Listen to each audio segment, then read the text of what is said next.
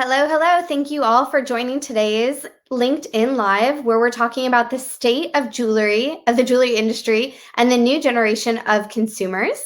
I'm just waiting for my panelists to join me, but today I am joined by two industry experts who really are going to provide us all with some deep tips and learnings of what's happening now in the jewelry industry. So thank you both so much for joining. I'm joined by Laurie and I was going to say Laurie and Sally Brookins. We got Sorry. married. It's only 3:30 and I probably just haven't had enough coffee, but thank you both for joining. Sally, why don't you start, introduce everyone, tell them about your role at 𝗪𝗂𝗰𝗀, and thank you so much again for joining us. Oh, it's so nice. It's so nice to be with you guys. So I'm the director of PR for natural diamonds at 𝗪𝗂𝗰𝗀 Group. I've held a variety of roles across the industry in 𝗪𝗂𝗰𝗀 and with other fine jewelry organizations. So very excited to be back at the mothership and dealing with natural diamonds, which of course are the most exciting material in the world. So very happy to be back with them. Well, we're very happy to have you in the hot seat. And Laurie, some of you guys will recognize, she has been a prominent speaker at the Launchmetrics kind of virtual event circuit. And we have her here today to talk a little bit about jewelry and all the things that she's so passionate about. Laurie, maybe give us an update on what you've been up to since we saw you in November. Oh gosh, I am happy to report that things are starting to get back to normal with respect to several aspects that impact jewelry heavily. That certainly includes the award season. I write for a few publications, including the Hollywood Reporter, Robb Report, and others. And for the Hollywood Reporter, I was kept busy with the award season this year, which of course started out virtually, but by the Academy Awards, they were back live again. And I'm happy to say there was a lot of terrific jewelry news to discuss at each of those events. Great. Well, thank you again. So for those of you tuning in, obviously you can find Sally Morrisson and Laurie Brookins on LinkedIn. So if you're looking to read a little bit more about their experience and their companies, feel free to visit their bios. So I'll just kick off. You know, Laurie, you started to touch on this, but not even mentioning COVID, really the last few years, I think digitization in this industry has really propelled the industry into new avenues, you know, targeting younger consumers, new buying habits that have emerged as well, new channels. You know, what are some maybe non-COVID related changes that you guys have seen in the past 5 years that are really driving the businesses you've been working with or the companies that you cover? Maybe Sally, do you want to keep, or Laurie? No, please, Sally, go ahead. Sure. Well, I think I would first say that I think it's almost impossible to talk about any of these things and not talk about COVID, right? Because COVID created this fundamental shift in the world as we all know it, and it was very profound. I think that what COVID did, though, was probably intensify and accelerate things that were happening anywhere in the business. I mean, you mentioned digitization for sure, the move to online, which was, I think, obviously incredibly sped up last year during lockdown, but also just the way people buy, you know, maybe because everything now is browsable and searchable, you know, doing a lot more research online, being a lot more informed before they go into stores. So I think there's a focus on jewelry brands, for example, providing a lot more on the depth and richness on their websites. And I would say one of the really big moves that we've seen over the last 5+ years, again, intensified recently, is this search for brands with purpose. And it's not enough now for brands to be doing the right thing. They have to declare and explain how they're doing the right thing. So I think that move towards purpose, I don't know what you think, Laurie, is a huge driver right now in our industry. Absolutely. Well, and you know, to your first point, you know, we all know that last year the word pivot became just key to everyone's vocabulary. And, you know, I think that, you know, people pivoted to online, both consumers and retailers, in a big way because they had to. And, you know, essentially the way I've explained it to a lot of people is that we were headed down this road anyway. we just had to speed up and do it a lot faster. And I think that it's been really gratifying and has opened up a lot of opportunities, again, for consumers and retailers alike, to understand that the online experience can be just as valuable as the in-person experience. And then with regard to purpose, we also saw a lot of really beautiful things happening with, independent jewelry designers donating proceeds from sales to charities and things of that nature. And then on the consumer side, especially among younger consumers, we have seen them embrace the idea of heritage, and that can take many forms. It can be either about, yes, I want to start wearing my grandmother's jewelry, but it also can be about, I am going to custom design a piece and create my own heritage piece that I'll hand down to my daughter and she'll hand down to her daughter. So it's about embracing what heritage means in new and modern ways.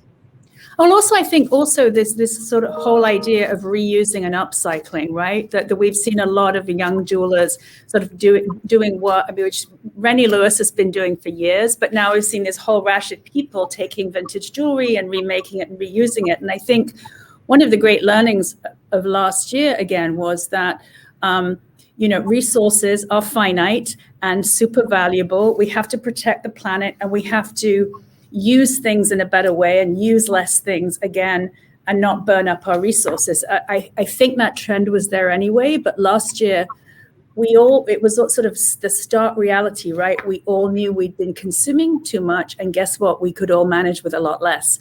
So I think that had its kind of play into fashion and jewelry with this sort of recycling kind of sensibility.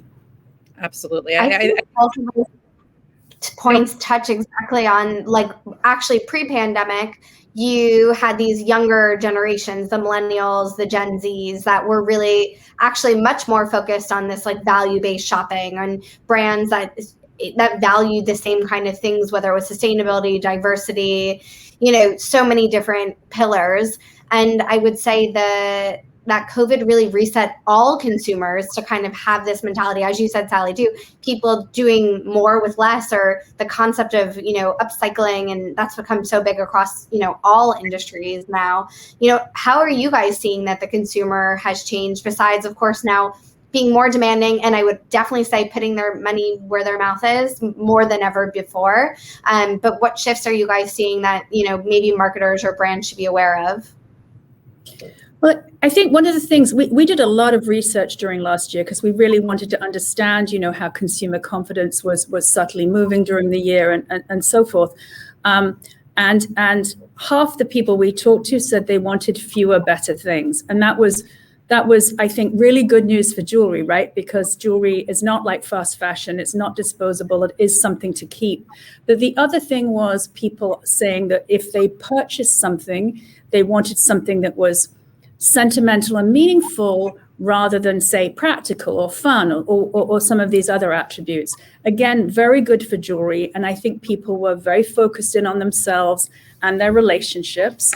And, Esther Perel, the psychologist, talked about disasters being accelerants for relationships, right? Things are very intensified during this kind of this disastrous moment we were all in. And I think that made them really appreciate their partners. They spent more time. They were much more aware of what their partners did during the course of the day. And they wanted to celebrate those people. So again, I think what we saw last year was quite a positive outcome for jewelry, because of all things, what, memorializes relationships? Well, a piece of diamond jewelry, it's something classic, it's something long lasting. And we're in the business of forever. So I think that was an interesting take from last year. It wasn't all negative for the jewelry category. Be interested to know what you think, Laurie, about that, because I definitely agree. Essentials is another word that became a big buzzword last year. We went through this incredible time, and I think we all kind of have to give ourselves a bit of a break and understand just how impactful it was on all of us. And for many, many people, I don't know if you guys cleaned out your closets and started realizing that there were a lot of things that you owned that you really just didn't need or care to wear anymore. And so many of us went through that. that. And it really became about a boiling down of what are the essentials in our lives, what are the forever pieces that we want to keep. And that was, is incredibly true for jewelry also. I think that consumers, more than it just being about the latest fad, or I have to wear something because it's trendy, or because somebody with the last name of Kardashian might be wearing it, or something like that. It's more about, what can I invest in that I know I will own and wear forever, and I'll love it every single time I take it out of my jewelry box. I think that's right. And I think also there was this refocus on craftsmanship and quality and the hands of the maker and things. Again, very interesting for jewelry, because jewelry is typically not disposable in that way, but also like really great for those heritage brands, those luxury brands where it's all about, fine materials, fine make, beautiful things. And I think that people are now far more intentional and purposeful. If they're going to add something to their collection, it has to be something that will last. It has to be something they can imagine wearing over time. It has to be enduring. And I think these are all very good outcomes, because we all, to your point, I did clear out my closet, and we all had too much stuff. We just did. Mm-hmm. It's interesting also to think about the parity, though, the flip. So in the data that we've seen at Launchmetrics, we've noticed that it was always the younger generations that really wanted this like purpose-led purchasing from brands that shared the ethos that they believed in. It was the older generations that valued that more of buying things that last. And now we've actually seen not a switch, but now both believe in both. So the younger generations are exactly like you said. They're looking for these kind of timeless pieces, some that are essentials, but some that are just these premium purchases that they could cherish and use for the rest of their life. Mm-hmm. While I said before, like the older generations now, it's less about exclusivity and more about inclusivity. So thinking to the millennials and, Gen Z, how do you guys believe that this has kind of opened the world of jewelry and luxury, has opened up to this younger generation amidst this kind of shift? Or what are you guys seeing when it comes to that? I'll kick it off with. Are you seeing it? Maybe I'm wrong. Maybe the data is telling the wrong story. No, I think you're definitely right. And actually, story is a great word to apply here, because I think that younger consumers, they want to hear those stories. And, to Sally's point about craft, for example, craft, heritage, tradition, they want to understand where the pieces have come from. I think that retailers and designers would be very smart to offer plenty of education about resourcing and about stone cutting and, how a piece went from concept to completion and what those steps were. People want to understand those things, not only because they're just simply great stories, but also understand, why these are indeed often investment pieces. What are the reasons behind a cost? And, the reasons most often are because of the number of hands and the expertise and the artisanship that go into them. I think that's right. And I think for us at De Beers, partly to attract that newer consumer, we need innovation, right? There's been this great rise in self-purchase. So introducing new collections, for example, at Forever Mark, like Avanti, it's about giving a kind of a new twist on a piece of diamond jewelry and shaking things up from a design perspective. But in terms of story, for sure for us, part of that story is our purpose. And I think we've done a lot of work over the last couple of years around, our architecture is called Building Forever, right? Holding a diamond in your hand is the closest you get to holding forever. So everything for us is seen through that prism. And we have some pretty aggressive targets around our Building Forever platform that have to do with being carbon neutral across the whole business. For example, by 2030, reducing our use of water by 50% by 2030, accelerating diversity across the whole value chain, so on and so on. Lots of very complex things. And if people are interested in that work, please do look at our most recent report to society, because it's fantastic. But anyway, I think the point about this is that we all know now we have to do a much more comprehensive job in talking about those things we're doing, because the younger consumer coming into the market really wants to know and really wants to understand in some detail.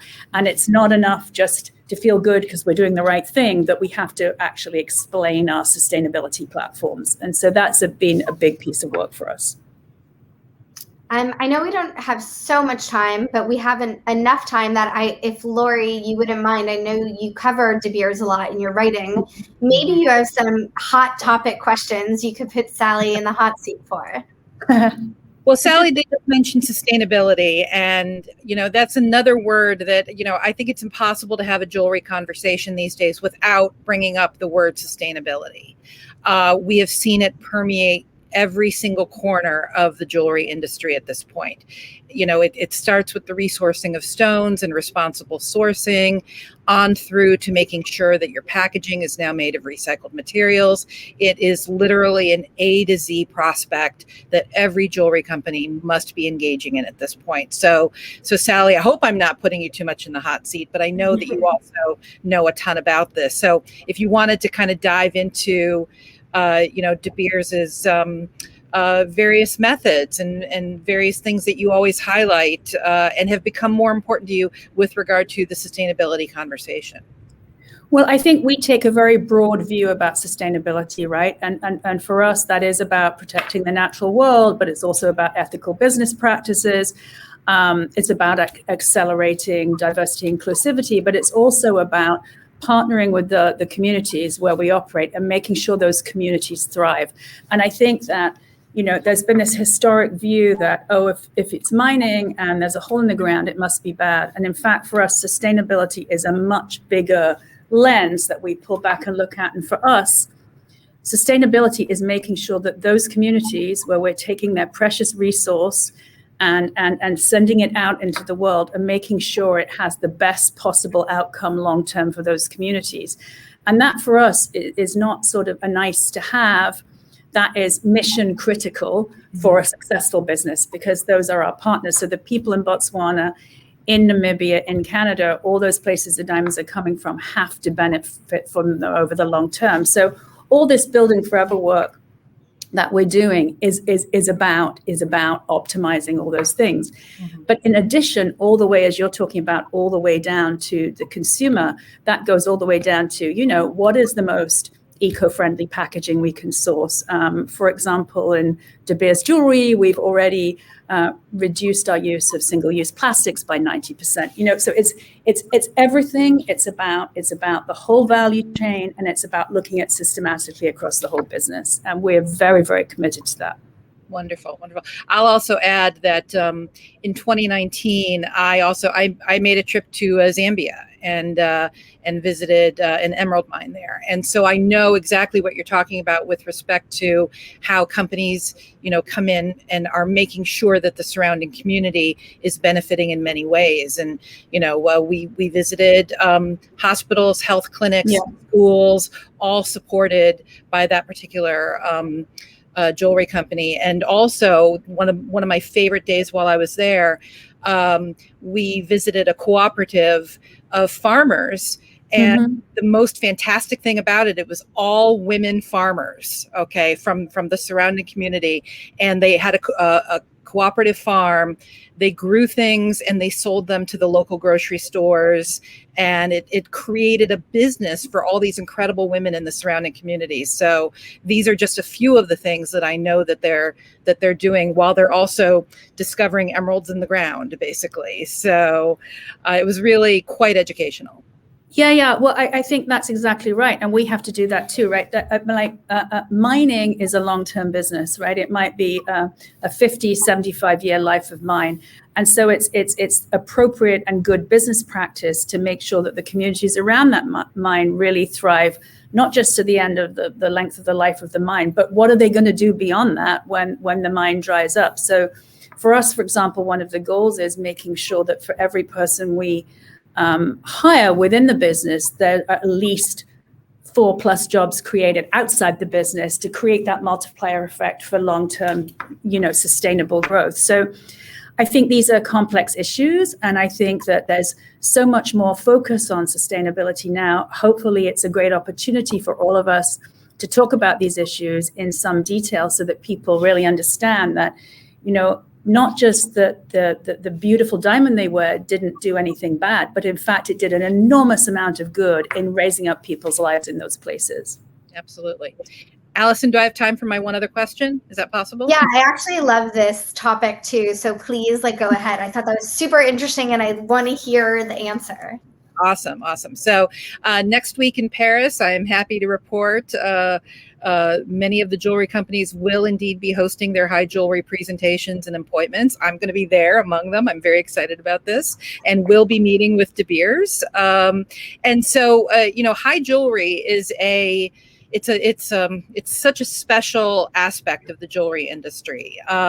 Every aspect of it, from the creation of these incredible one-of-a-kind pieces to the clients literally around the planet who are high jewelry clients.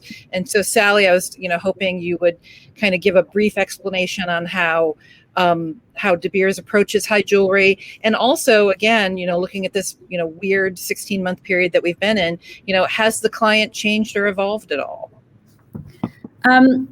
I think that we should look at high jewelry. I think we look at high jewelry sort of like couture, right? It's those special limited edition or one-of-a-kind pieces that are made with the absolute best materials, the most extraordinary diamonds, the most complex and nuanced craftsmanship. And those are the pieces that I think inspire, delight. Very few people get to own them, but they are kind of an inspiration for the brand. I actually asked somebody about this yesterday because I've never actually seen a clear definition of high jewelry, but to me, that's what it is. It's about that one-of-a-kind kind of couture piece, whereas fine jewelry is collections made out of fine materials, but they may be multiples and so on. I think the customer for all of our jewelry is very, very broad because we're seeing this renewed interest or this renewed growth, I should say, in self-purchase. We are seeing clients buy for themselves. We're also seeing, of course, gifting in a traditional sense. I think that, the recovery was led, honestly, by China because China opened up a little bit more before we did, but we saw very, very strong growth in other markets, including the US during the end of last year and early this year. That seems to be continuing. So I think that the customer base is pretty diverse, but not a big shift necessarily. Mm-hmm. Okay. And do you agree with the idea, the parallel that I'd mentioned earlier today was that, haute couture is very often considered a design lab for ready-to-wear fashion. Would you say the same is true about high jewelry going into fine jewelry? That's certainly been so for us from time to time. I mean, we have a Portraits of Nature high jewelry collection, which was super popular, and so the butterfly motif from that has now been built out into a larger collection. So certainly, yes, in some cases that would be so. Terrific, wonderful. So I have one unprepared question for you guys before I let you go. But, as the world hopefully starts reopening, and Laurie, it's great to hear you're in Paris. So I'm already pinging the French team that they should meet you when you have time for a 3-minute coffee. Okay. But, I'd like to be pinged to go to Paris.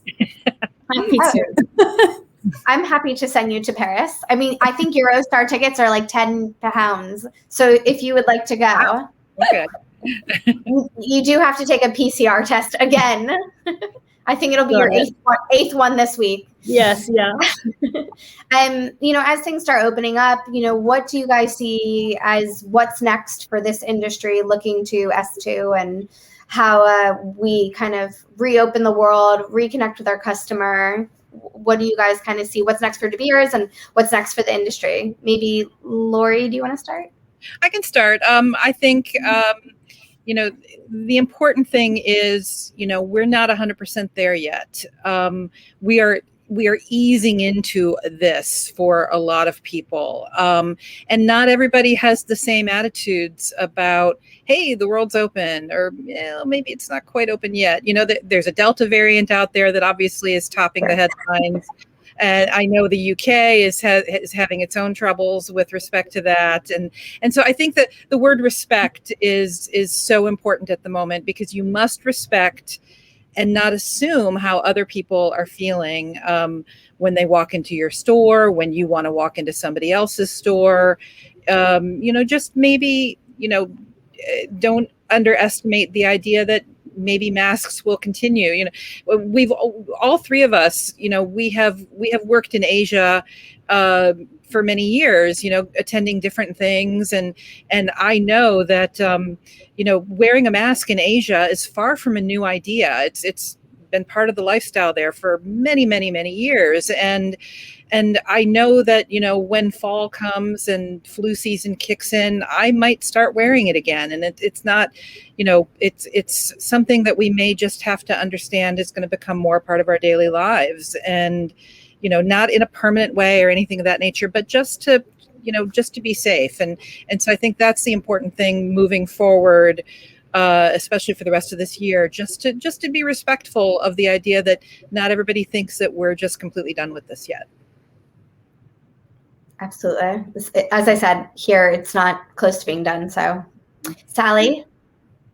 Well, I agree with all that. I also think, let's see what happens at the big trade shows in the US at the end of the summer. I think that's going to tell us a little bit, give us a bit of a blueprint for what's going to move forward. I do think that lessons we learned last year are going to be with us forever. And I think for our business, it's about being very flexible, right? Clienteling through digital platforms, doing Zoom consultations, being willing for people to pick up outside on the curb. I think those things will become just part of our daily business practice. Mm-hmm. Absolutely. Well, I am curious to see. I mean, everyone's looking at, anyone that has the courage to have these events to say, let's see what happens there. I mean, I know in New York, where everyone's investing a lot in making New York Fashion Week, putting it back on the map. Obviously, the vaccine rate in the US has really helped fuel that. So I think there's a lot of things for us to watch across all of the industries. And hopefully it's a sign, though, that things are going to turn around. And the positive silver lining is, though, that we've all become so much more digitally minded. And I think it's also given us such a great opportunity to connect with journalists, connect with customers, and we're going to be able to keep those relationships even when things open back up. So I think people are kind of going to be happy to have this digital world to live in. Thank you two so much for this brilliant chat and conversation. I know we've had a lot of great comments on the chat box. So thank you again for coming today. And if we didn't get to your question or you think of any follow-up questions, feel free to ping me or the team at Launchmetrics, and we'll get to Laurie and Sally and get your questions answered. So thank you both for coming. This was lovely, and hope to see you in 3D soon. Thank you so much. Me too. Bye, guys. Bye. Thank you. Bye-bye. Have a great day. You too.